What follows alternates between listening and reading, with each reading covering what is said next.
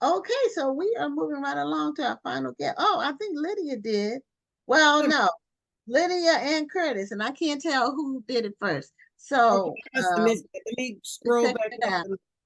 And yeah, check that out. But meanwhile, Melanie Bonita is our final guest for tonight, and she is not only an author, but she's also a coach and speaker, and she teaches authors how to make a six-figure income from their books.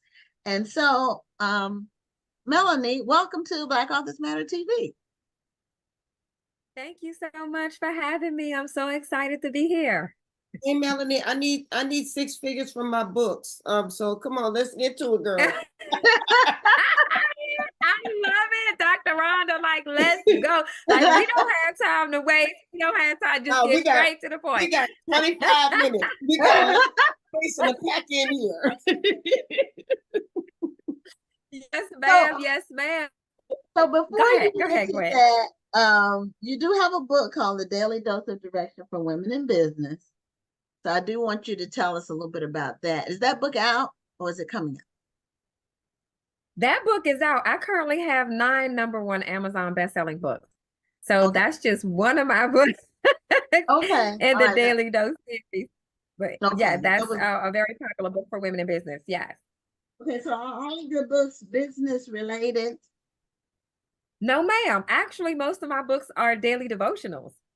So, but they're daily devotionals with a twist. So they're daily devotionals, combination of self-help. So it's very different because my daily devotionals give you the word of God, but then I give you action steps on how to implement them, because in the word of God, it says faith without works is dead. And a lot of people are just reading the word and they're not doing the word. And because they're just reading it and not taking action on it, it's just, they're not getting the results they want to get. And so when God gave me the Daily Dose series, it's a daily devotional to teach people how to do things different. So I have a daily dose of direction for women in business.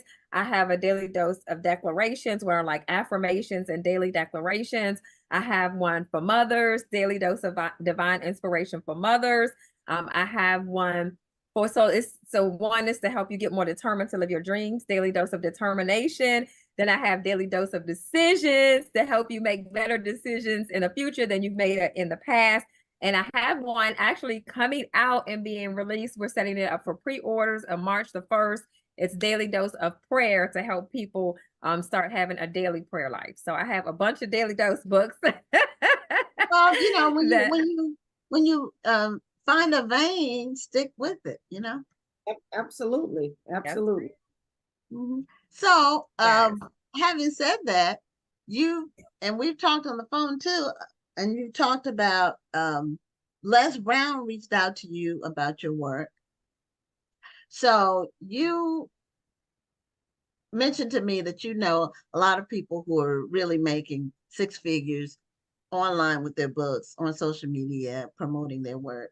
And just give us your general methodology. We want you to get clients, so we don't want you to tell the whole sauce, the tea. Don't tell all the tea. But anyway, we want you to just let people know how to go about doing that. And I don't want you to give them a pie in the sky. That's give them the real stuff, because I know it takes work. I know it's, like you said, faith without works is dead. So just give us the basis of how a person can build that. Absolutely. Well, one of the things I do is I help the authors learn how to turn their book into a business. And so you don't have to just have the book. You want to create what I consider, you want to have multiple streams of income around that book. So I teach authors how to create streams of income around their book and turn it into a business so that you're not just relying on that book. And the next thing is I teach creative ways how to really create more income from your book. So people shouldn't just be selling one book. I teach you how to sell multiple books at multiple times and selling your books in bulk, selling your books to government agencies, selling your books to book clubs, selling your book so that you're not saying, oh, I'm going to an event and I'm selling one book at a time. No, when you go to an event, you meet with one person, you should be selling multiple books to one person. So I teach just so many different strategies on how to create multiple streams of income around your book, how to sell more books in bulk, and really how to make this thing a business and not just a book. And that's really the main things that I do to help them create a 6-figure stream of income. But most people, they just don't know how to do it.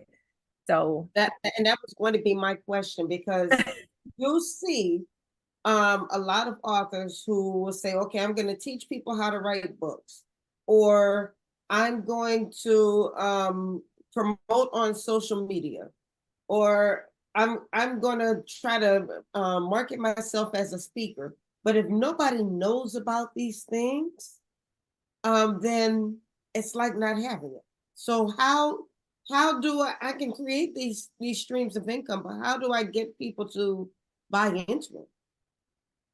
marketing strategies. So in my academy, I teach the marketing strategies. So after I teach you how to create these streams of income, then I also not only teach you the marketing strategies, but I teach you how to get out there. Like I was talking to Gwen about even social media. Social media is a big part of it. In 2024, there should be no reason why people are broke. There are 10, 15-year-old kids that are making money on YouTube and TikTok and Facebook, and it's just like they're 15. They haven't even finished high school, you know. And so it's like 30 years ago, and we thinking about like Les Brown and the great Dr. Willie Jolly and people like that. When they were getting speaking engagements, they had to make calls, they had to knock on doors, they had to do it the hard way. You know, when I remember when people were promoting for concerts. I don't know if you remember the James Brown movie. I mean, he was relentless.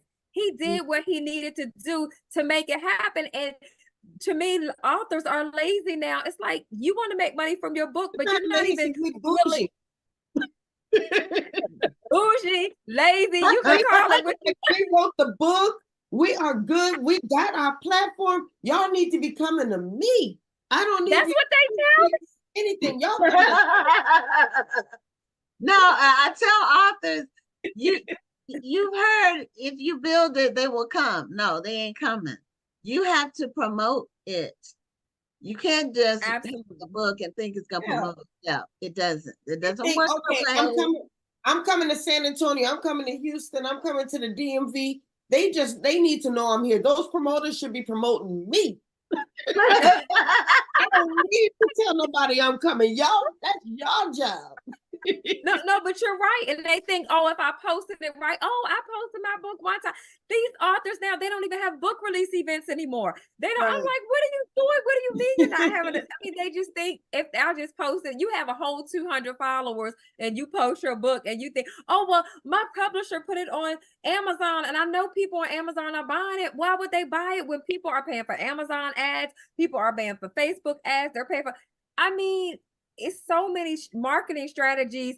I mean, you could literally sell books out the trunk of your car every single day if you were determined to go do it. And like I said, just a lot of people are complacent. And just like you said, they just think everybody should come to them. And it's like, no, we have to have a different mindset. And we have to say, you know what? I'm going to set a daily goal and I'm not going to stop until I reach this daily goal. I have a daily goal of how many books I'm going to sell, how many speaking engagements I'm going to get, how many book signings. You don't have to wait and it's great. I love the National Black Authors, the expo that you're having in Houston but you don't have to wait till October to sell your books. You don't have to wait till every year. Maybe that's what happens. People wait and think they're going to sell all their books at the festival. And I tell them, look, the festival, it's about the contacts that you're going to make. Because you'll sell books, but the contacts that you make are priceless. You'll never be able to see all these different people and from all of these parts of the literary world in one place where you can touch and feel and talk to them and ask them questions. Never, never. You'll make the connections you'll make will be priceless. I will So tell you this, you're talking about connections, Gwen. I don't make a lot of money during that weekend. I have a few people who come to my table and buy books, but on the back end, I have people who sign up for my Black History Month event. I have people who will sign up to be on my show. And then some of the people who sign up to be on the show will purchase a one sheet, or they'll purchase a promotional package. So a lot of my money that I make comes on the back end. But I think what happens, especially when you're a new and upcoming author, you think that the money is supposed to come now. right, They right don't then, allow Monday, you, Monday. right. They don't allow you the connection. I mean, it's not. No, but you're right. No, right. That's good because I do that. So I go from event to event. So I may meet somebody at one event and I literally will get 3 or 4 other events because I'm having a conversation with them. And they're telling me, oh, we're doing this, or can you come speak at my church? Or do you speak at churches? Like and again, like I do before COVID, I do book signings at military bases. That's one of the things I teach also, because again, you can go every week if you want to. You could go during the week if you don't work a job. I've been a full-time author, speaker, and coach for over 7 years, almost 8 years now. And so when I have time during the week, I will go to the military bases and sell my books. At the military bases, I meet so many people. I get so many speaking engagements. I get so many opportunities. But again, even at that, I don't wait till the opportunities. There's so many places you can go, and I'm not going to share that secret, because I teach it in my academy.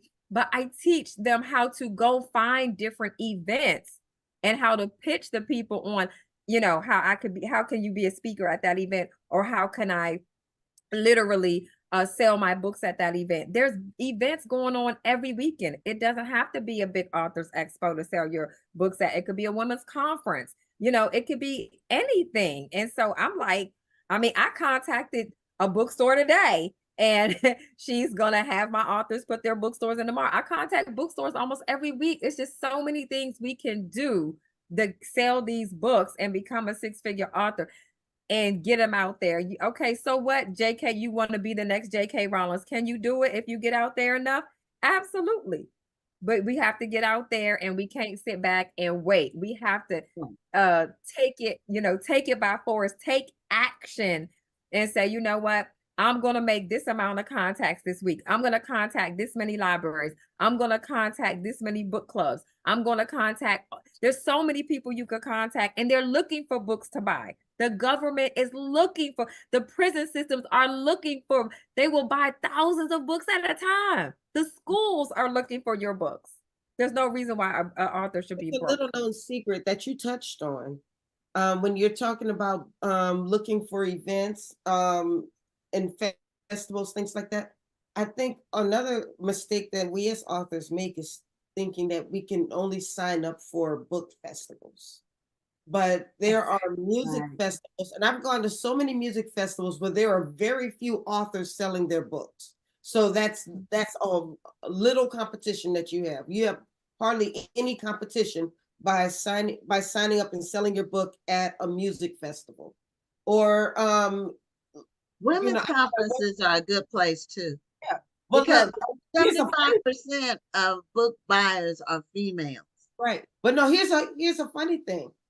Let's say you like the strip clubs and stuff like that. If you sell erotica, who's in the mood to read your book? The people at the strip club. So why not go there and sell your book? I don't know I wouldn't know, but anyway.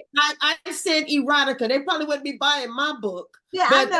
I just say I've only been to a strip club twice, and that was both times. The first time it was by mistake. You been to the strip club? It was by mistake. I didn't realize it was a strip club.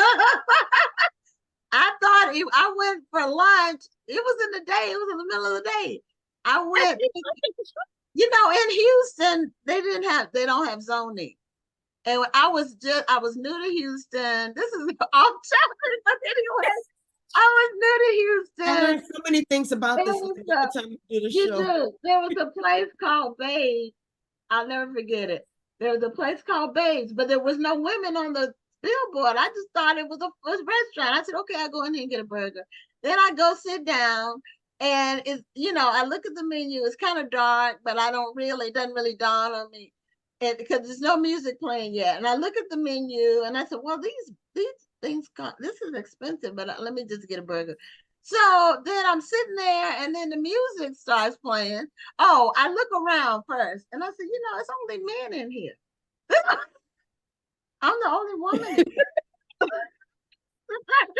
This happened years ago. And then the music starts playing, and then the woman comes on the stage. I'm like, oh my God, I ran out of there so fast. So anyway, that was my strip club. That was the time. And the other time I went, I had to go to the bathroom and I couldn't wait. So I just went to the bathroom and came out. Did you take your burger with you when you ran out? That's what I want to know. No, I didn't. The food hadn't arrived yet. So I didn't have to wait. But that was my only time in the strip club. And really, like, in there. And the other time, like I say, it was in DC. The other time I had to use the bathroom. I was in DuPont Circle, getting off the bus or subway. I had to use the bathroom, and that was the only place that was open. Wow. So Melanie, no, your yeah, book is called the Six Figure Author Academy, and I just put the link in the chat. Oh, thank you. Okay, awesome. Yes, the Six Figure Author Academy. And I'll give you like just a few more tips that I share with the authors, because you can have people come up to you, especially if you're out and about. So I'll give you an example. If you can see, I have on a shirt. The shirt says, ask me about my book, right? Okay. So I get people, when I wear this out, ask me about my book all the time. I have one other strategy I'm gonna share, and then everybody else gotta join the academy. So the other one of the other strategies, and then I want to go back to the conferences because you mentioned something. But one of the other things I do is I encourage authors always, especially if you're a woman. If you're a guy, it's a little different. You may have to have a backpack, but I carry transparent bags, right? Transparent bags. Your book covers put your books, put your flyers, put your bookmarks. People are nosy by nature. Okay.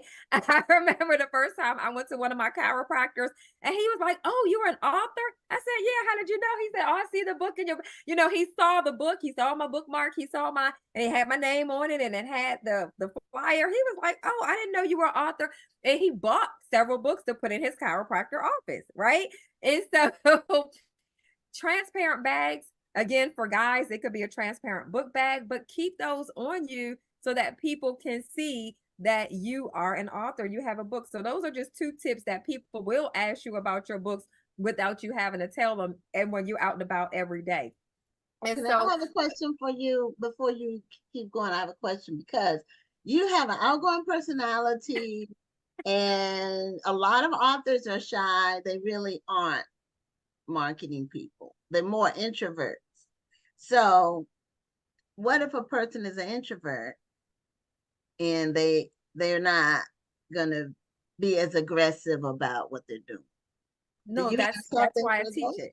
No, I teach that. And I teach that in my academy. And I even have a YouTube video that it talks about that. And one of the girls, she actually gave me a testimony. She said, I went out and did what she said in my YouTube video, and she sold like 4 books. So I give you strategies. So if you're introvert, it's something easy to start a conversation. Always give people a compliment. Give them a compliment, and it opens people up. So if you're at the grocery store, you're at the gas station, even if you don't know what to say, oh, girl, I love your earrings. Oh, I love your hair. And so that's an easy way as an introvert to start a conversation. 2 things. Give them a compliment. Ask them, can you bless them with a bookmark? That opens up the door. I tell them, give out 10 bookmarks a day or postcards or something for your books. But people like bookmarks. They feel like you're actually giving them something. If you give them a business card or a postcard, they're feeling like you're trying to sell them or something. But if you give them a bookmark, they're like, oh my goodness, I love this. You're an author. And then they'll say, tell me about your book. So I give them a whole, training on how to handle that. And a lot of them sell books right then and there out of their purses. So I tell them, keep a couple books in your purse. It may be a little heavy, depending on how big your books are. But that's one thing an introvert could do, or like you do, have a show. You can have a show on YouTube, on Facebook, and even though you're introverted, you can still have a show and have book discussions. So there's a lot of things you can do. There's creative things you can do, but you got to let people know. You have to let people know about your books. Another thing I do is actually have a list of book promoters, and the book promoters will promote their books to over 3 million readers. So that's one of the ways I've helped make over 300 authors Amazon bestsellers. So again, I have creative things that I could teach them how to do without, even if they don't want to approach people, they could pay and invest and hire these book promoters to promote them. Again, like I said, there's Amazon ads. You have to, that's a whole strategy with that. And then, there's Facebook ads, and, there's different, you just have to know how to do it and what to do, but you just can't sit back and just have your book on Amazon and think that the world's going to know about it just because the world does go to Amazon. That's just not going to happen. Yeah, I tell people there are millions of books on Amazon, millions, literally. I mean, millions and millions. So how do you make your book stand out? Because for them to find your book, they have to be going on there looking for it. Or now you can put a link on whatever you are promoting, but you have to have enough people to see it to make, if nobody sees it, it's like the tree that fell in the forest. Didn't make a sound if nobody, didn't really make a sound if nobody's there to hear it. So you can't just say, well, my book is on Amazon and think you're going to get sales. That doesn't happen. Absolutely. And then they get discouraged, and then they don't, they do. And I get people tell me every day, oh, I'm discouraged that I don't want to even work on my next book. I'm supposed to be working on 2 more books, but they don't even want to work on other books. Or some of them tell me, oh, I only wrote my book because, God told me to write it. Well, that's why I wrote my book, but he wrote the book. He told you to write the book because somebody needs what you have. My first book, people literally told me it kept them from committing suicide. They told me it saved their marriage. They told me, I've gotten so many testimonies on how it has helped people from coming out of suicide to helping people start their business, start their ministry. They even told me to help them write their book. I didn't know that. I just know I wrote down what God told me to write. I wrote the book, and I was determined to get it out there and let Lottie Dottie everybody know. Everybody should know about your book. You shouldn't go to a mega church and you're a minister in a mega church and nobody in that church knows you have a book. Right. And I run into a lot of people. They say, oh, I only wrote it because God told me. Well, he didn't tell you to keep it under your bed or in the trunk of the car. No, too many people tell me, I got 500 books in my basement. 500 books. Like, I can't keep that many books. I'm like, literally, like, why are they in your basement? Why do you have an extra room full of books? Why are they in your garage? Well, people tell me, oh, I got 250 books in your garage. I tell people, start with this. If you was KDP, you can order 1 copy or 1,000 copies, and it's the same price. So start with a small number and then reorder. You don't have to start because you need to figure out how to sell 10 first before you can sell 500. So start, reorder. That way you don't get stuck with a lot of books. If you don't have a sales personality or a sales strategy. Now, or that's good. Academy. No, right. No, that's good. The strategy is good. You want to have a book marketing strategy. But I'm a bit, I tell them be an expectation. So I don't want them just to, not sell the book. I agree. You can be an expectation, but you can still order smaller quantities and then keep ordering. Right. And, you don't have to invest it all up front. Right. Because some people, they can't really afford to have 500 books in their garage. Right. They really hadn't planned on collecting them. I don't really want 500 books in my garage. So, start small and keep it going. Well, Melanie, this has been an eye-opener, and we're going to be talking later on as well. Yes, So ma'am. let people know how they can become part of your academy and how they can be in touch with you if they want to set the Absolutely. world on fire with their books and have a six-figure income. Absolutely. Thank you. I love she said set the world on fire. I Yeah. love it.